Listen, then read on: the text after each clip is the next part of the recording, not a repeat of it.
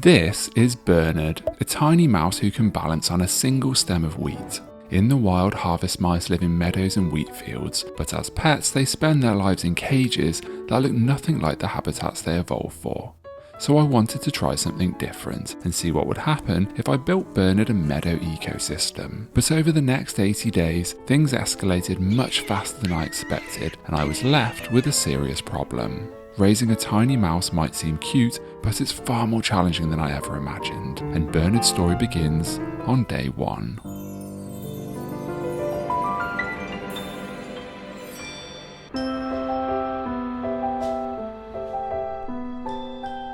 Bernard is a Eurasian harvest mouse, roughly the size of a strawberry, and his new home is big enough for quite a few strawberries. By giving him an ecosystem that mimics a meadow, I was hoping he'd behave like a harvest mouse in the wild, and as he entered his new home, Bernard immediately began to gnaw at a seed. Exactly the kind of behaviour that I was hoping to see. But that brings me to the bigger idea. Can this meadow support a harvest mouse family?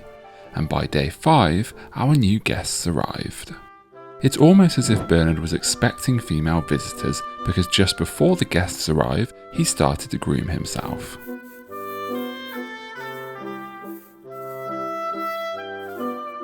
This is Bianca, and this is Gus. Bernard has 2 girlfriends because he is enthusiastic, let's say. Now, harvest mice might be extremely cute and gentle creatures, but with 2 more personalities in the terrarium, a problem quickly surfaced. As Bianca is eating, Bernard begins to bother her. Now, this is fine until Gus joins the party and all hell breaks loose.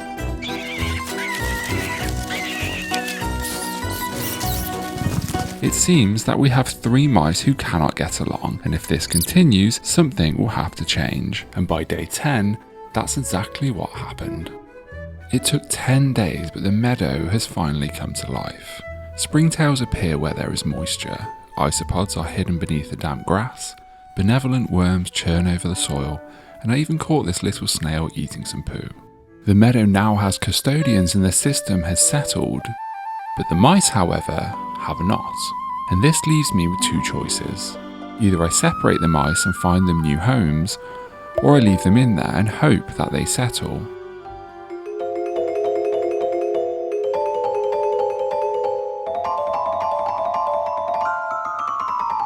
Right, share. And after a few rocky days, it seems that there is a ray of hope, and Bernard, Bianca and Gus are going nowhere. For now.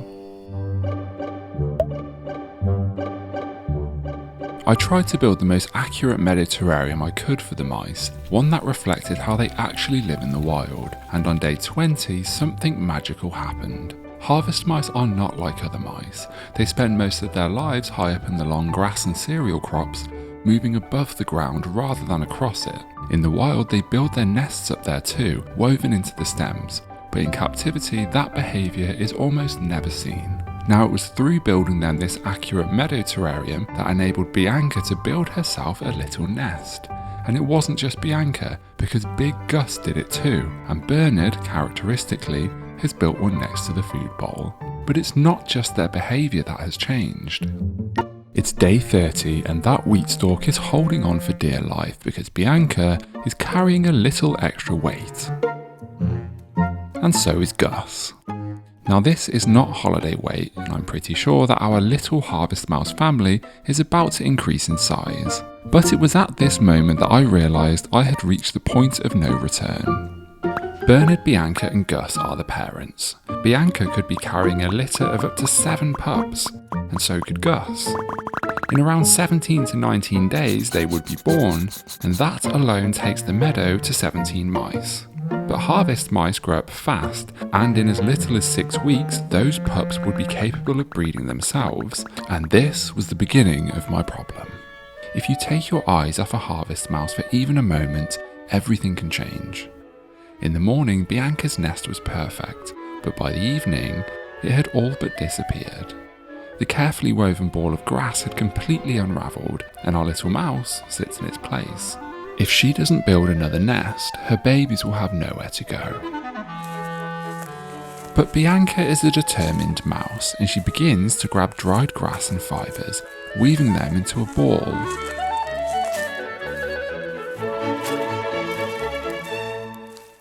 Once she was done, a thicker, more robust nest appeared at the bottom right-hand corner of the terrarium, and look who I caught going inside. My friends, I think it's about to happen. But before we get into the next part of the story, there's something I want to show you. Your support in watching my videos and buying my previous books has meant that there is a third book on the way, but this one is extra special because it features the animals you see in these videos. Stars like Cloud the glass frog, Trenchfoot the mud skipper, Thunderhead the morning gecko, Earl the jumping spider, and 20 other animals with deeply interesting stories.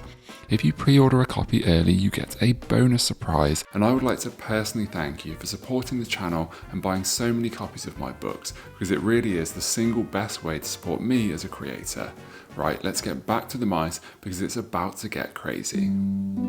Over the following days, Bianca and Gus followed the same patterns. They ate and they ate and they ate, preparing their little bodies for what was to come.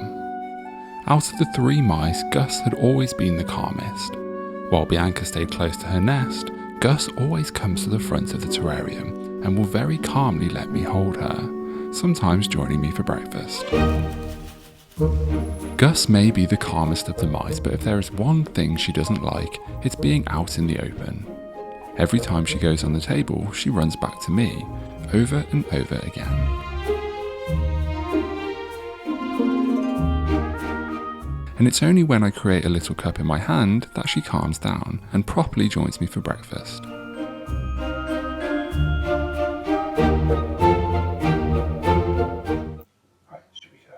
Watching Gus scratch her belly is the best way to end any day, but very soon, the whole dynamic of the terrarium was about to change. I've never seen anyone build a bioactive terrarium for a mouse, which is surprising because it works almost perfectly, simulating their natural environment, enabling them to show natural behaviours. But there was one thing it hadn't done yet. The only mouse still roaming the meadow is Bernard. Bianca and Gus have disappeared into their nests, and I have no way of knowing what's happening inside. If I interfere, they could abandon their nests, and with tiny babies relying on their mother's milk, I don't even want to think about it. I prepared myself for a long wait, but in typical harvest mouse fashion, I did not have to wait very long. Just a few days later, the girls reappeared, but something about them was different. Firstly, they were noticeably slimmer than before, and instead of eating in the food bowl, they began carrying food straight back to their nests, which could only mean one thing. Somewhere inside those woven balls of grass, new life had almost certainly arrived. But before I could see the babies, Bernard showed us exactly why he couldn't stay in the meadow any longer. As soon as female harvest mice give birth, they are immediately ready to mate again, and Bernard is very happy to oblige. If I left him in the meadow, the situation would spiral out of control, so our little friend sadly has to be removed. But as I would soon discover, I was already too late. Nothing can prepare you for the feeling of discovering a baby harvest mouse. It took 50 days, it took building a meadow ecosystem, and it took our 3 beautiful mice doing all of the hard work. I thought there were 3 nests in here, but I was wrong, because in the top left corner is a 4th, and that movement you just saw is a baby leaving the nest. All over the terrarium, little faces dart around, almost too fast to catch on camera. But if we look underneath the hay, we get a clearer picture. 3 little mice are licking springtails and mites off the glass, but they haven't quite learnt how to catch food yet. I had never seen a baby harvest mouse before, and I was not prepared for this level of cuteness. It was clear that the meadow had worked. Bernard, Bianca and Gus have raised their first generation of babies, but the success comes with a catch, because the day your harvest mice have babies is the day your problems begin to multiply, and even though Bernard had already been removed from the meadow, I was too late. By day 60, the scale of the problem was impossible to ignore, and I'm starting to think that harvest mice do not make good pets. While the first generation were getting to grips with the meadow, Bianca and Gus were busy brewing the second generation. And this is a big problem. Because harvest mice don't stay babies for long. In just a few weeks, they're going to have their own babies, and a few weeks after that, they'll have their own babies, which means that this meadow is on the literal verge of becoming something I cannot control, and this cannot continue.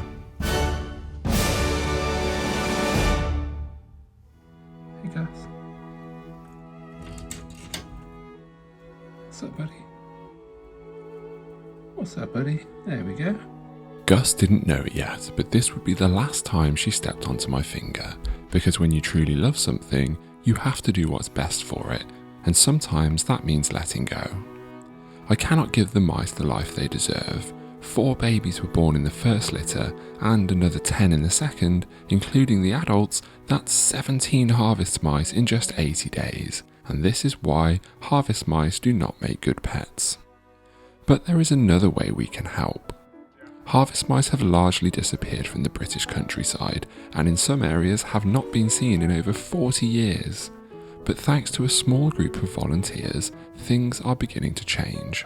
Ealing Wildlife Group have released over 3,000 harvest mice into the local area, and recent field studies have found that their efforts are truly working.